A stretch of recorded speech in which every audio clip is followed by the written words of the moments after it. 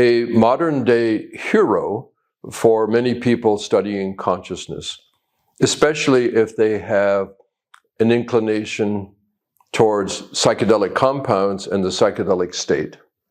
We have to look at Robin Carhart Harris, a young, exciting, very affable neuroscientist. He was out of Imperial College in England and now has gone over to California, University of Southern California, and is working there. He is highly active and has been for past 10, 15 years. And he is best known for what's called the entropic brain theory or entropic brain model. Entropy, let's have to look at that a little bit. Entropy is a concept that comes from physics. And the idea of entropy is that an activity, an entity, loses its order more and more until there's no more order. And we think that's what's happening with our physical universe, the entropic death. So the word entropy can be used in different ways. So the entropic brain model of Carhart Harris uses entropy in a different way. There's another kind of entropy that came out of cybernetics. It's information entropy, a little bit of a different thing. So what does Carhart Harris do? It's a concept of neurological entropy, where our brain has the ability for short periods of time to decrease its order for the sake of more variability, more flexibility. And that our brain has this high order and high flexibility range. He thinks that the very first brain activity, what he calls primary consciousness, was not ordered. It was quite open and flexible. That our early human brain actually was in it's a little bit of a risk, but it was in a kind of psychedelic state, the early brain. And there are some people that think that in early infanthood, our human brain is like that. It hasn't figured out a lot, that it doesn't have enough ordered organization to be able to predict things. It's kind of a magical experience where the senses and consciousness is in a very fluid, open state. I don't know if that's the best way of characterizing it, but that's how I would express what Carhart Harris calls primary consciousness.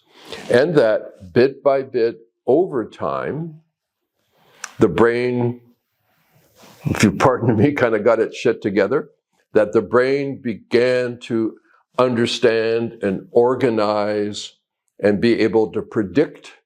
So the world still maintained a very magical quality, but also became more practical and more predictable. He calls that secondary consciousness. So right now, we are experiencing and functioning primarily in secondary consciousness, a more ordered, predictable and predictive brain theory, which we'll talk about in later courses, that this is what we do. However, our brain naturally, not as a pathology, our brain naturally has the ability to shift for periods of time up into primary consciousness again. And in primary consciousness, we are able, I'm going to use a little bit of language here, to have multifactorial, nonlinear information processing. That, in mathematics, you have constants and you have variables. In a formula, you can have up to 2 variables and come to a conclusion that has a variable still in it. When you have 3 or more variables, you have to leave conventional mathematics, linear formulas, and you go into nonlinear, because you can't predict. It's the famous three-body problem. When you've got three variables, you can only work with probability. You don't have certainty. So in this model, the entropic brain model, there are times when there are too many variables in the input, or to problem solve, it seems like you have too many factors. So you have to move into a way of knowing without conventional thinking. You have a different way of processing information, and that is the primary consciousness, what we could call extraordinary mind, or non-ordinary experiences, or altered experiences, or psychedelic experiences. And by the way, these states, these ways of processing, can be excited by many different kinds of psychoactive agents, not just psychedelic compounds. Sustained yogic experiences, sensory deprivation, fasting. There are many, many ways, breathing techniques, breath work. There are many ways of moving from the secondary consciousness of ordinary mind into the extraordinary primary consciousness.